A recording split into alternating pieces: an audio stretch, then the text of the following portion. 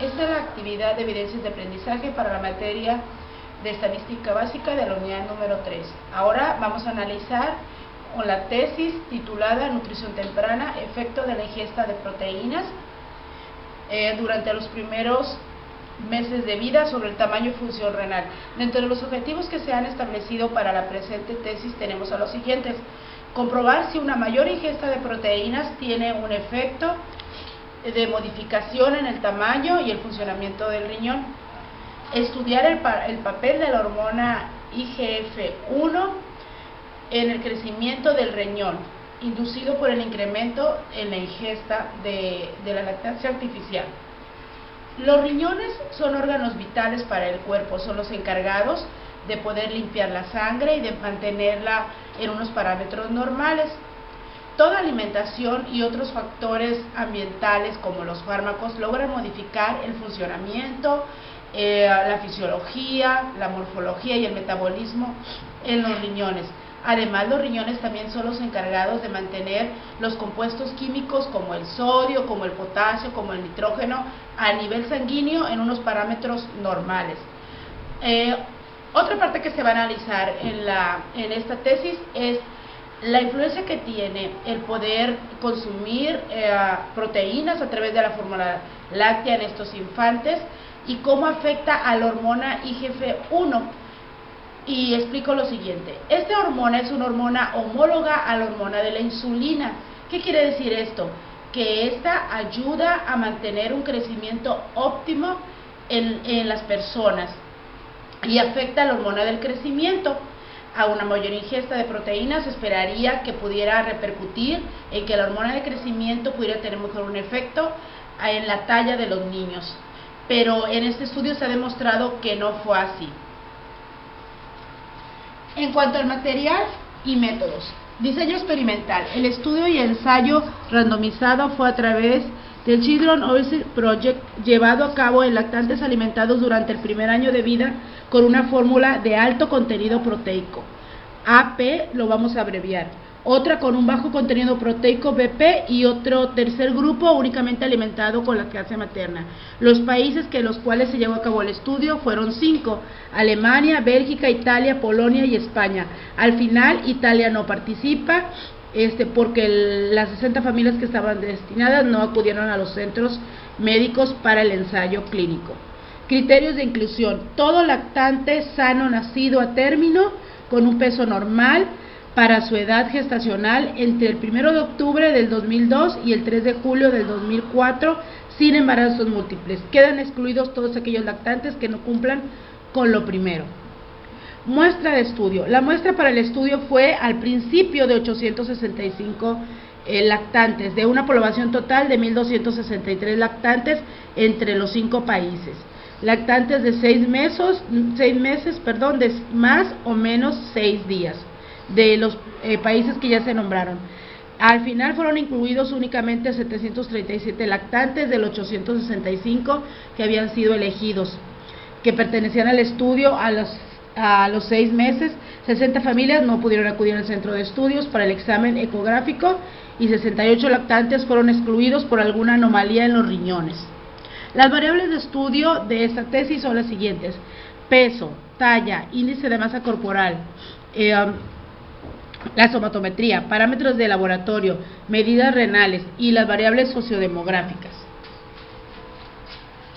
Esta es la tabla de frecuencias absolutas de los lactantes inducidos con alimentación alta en proteínas, baja en proteínas y con lactancia materna. Esta tesis se centra en poder ofrecer a esta muestra de niños únicamente dividida en 3 grupos. A uno se les da fórmula láctea alta en proteína, a otro grupo baja en proteína y a otro únicamente con lactancia materna. Un total de la población de 1.263 y una muestra final de 737. Y aquí observamos las frecuencias absolutas de cada uno de los tipos de alimentación. En cuanto a los análisis y resultados: características basales de la muestra en función de tipos de fórmula infantil, alta en proteínas y baja en proteínas, de acuerdo al nivel educativo de ambos padres.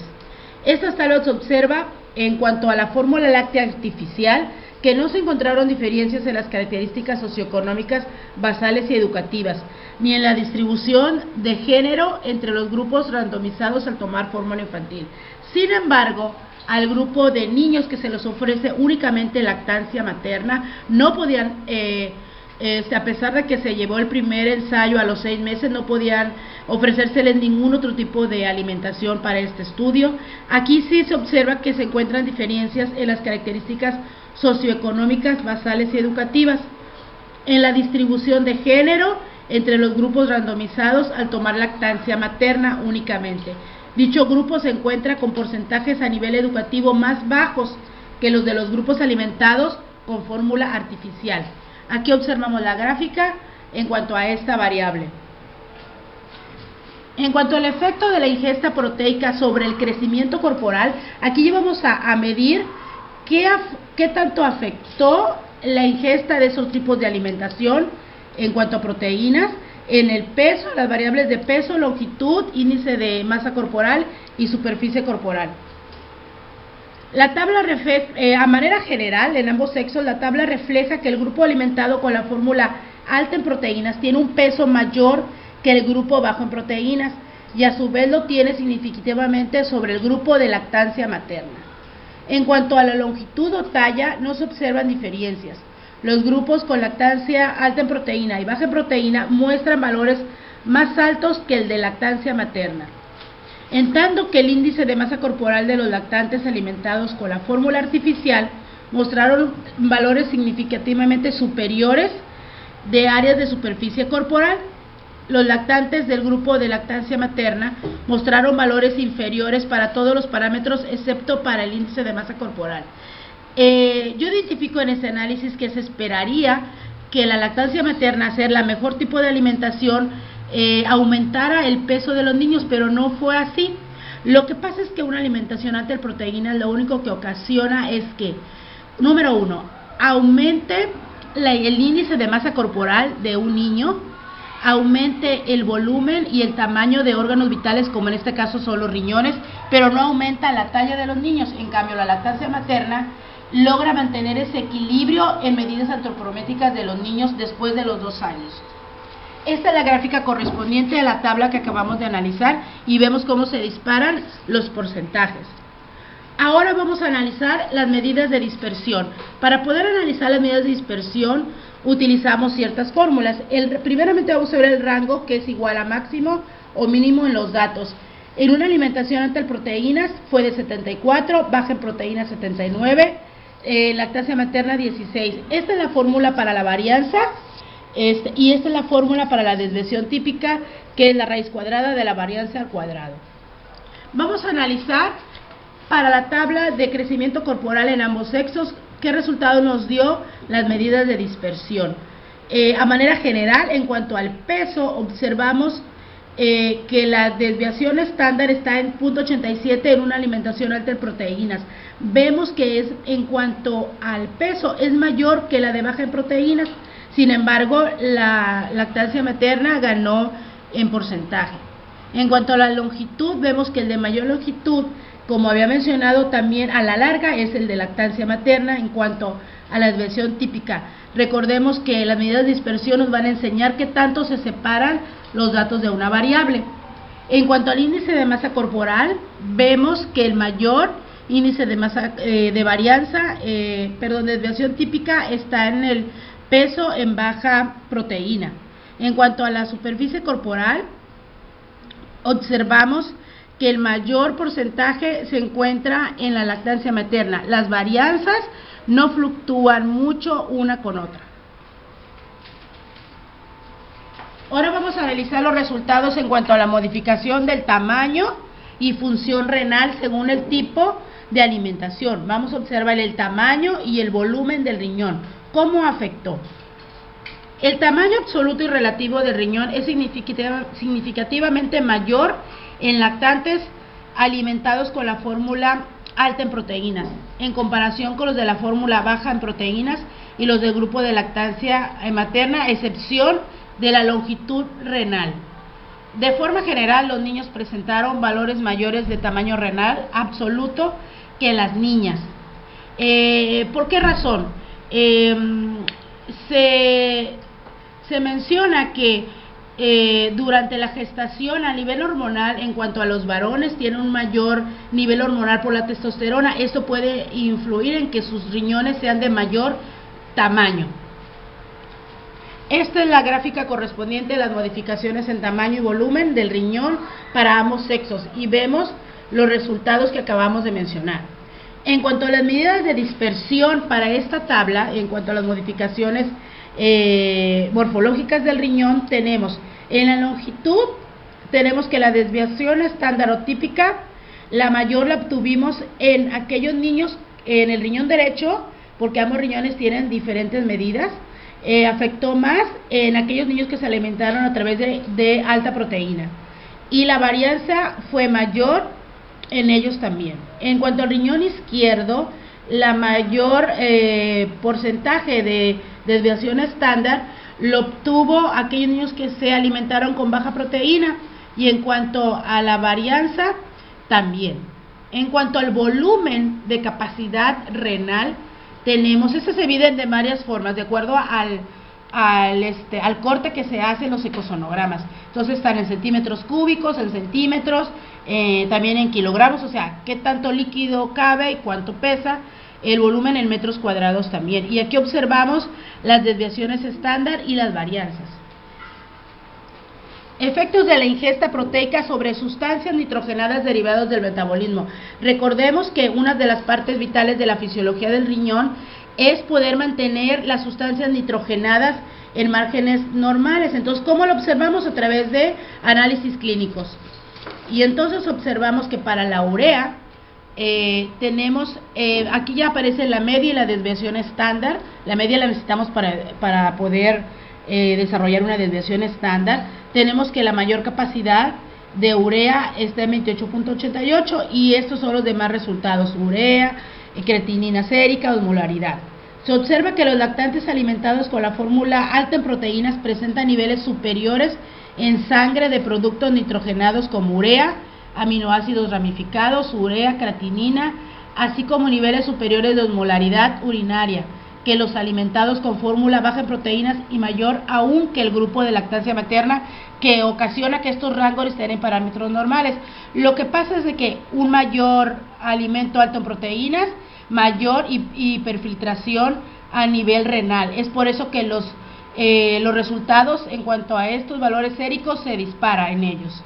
Esta es su gráfica correspondiente de la ingesta proteica sobre sustancias nitrogenadas. Sus medidas de dispersión. En cuanto a la urea sérica, alta en proteína, baja en proteína, la alimentación y lactancia materna, observamos que la mayor desviación, la encontramos en aquellos con alta proteína, volvemos a nombrarlo, y todas las demás observamos la misma situación.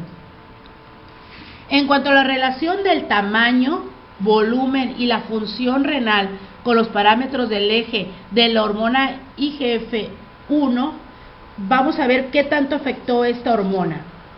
Y vemos, hay varios tipos de esta hormona: la total, la libre, la 2 y la 3, y cada una tiene sus funciones en cuanto a lo que afecta al crecimiento renal. Y aquí están los resultados en cuanto al volumen renal en centímetros cúbicos. Las variables con efecto en el volumen renal, obtenemos estos resultados. La hormona IGF-1 y sus proteínas transportadoras mostraron una asociación con el volumen del riñón a los 6 meses. El IGF-1 total y el IGF-1 libre se correlacionaron significativamente de forma directa con el volumen renal total. En cambio, el IGF-BP2 lo hizo de forma inversa. IGF-1 libre mostró una leve correlación con el FGE, que son hormonas derivadas del crecimiento. Conclusiones. Este análisis o tesis es el primero que se hace para poder valorar qué efectos tiene la alimentación artificial alta en proteínas, baja en proteínas y también la lactancia materna a nivel renal. Es muy importante porque debemos de cuidar que la ingesta inmoderada a través de fórmulas lácteas altas en proteínas, a través de este estudio se demuestra que tiene un efecto negativo a nivel renal. Los efectos que tienen las proteínas a nivel renal pasa a través de dos mecanismos. Uno de los dos.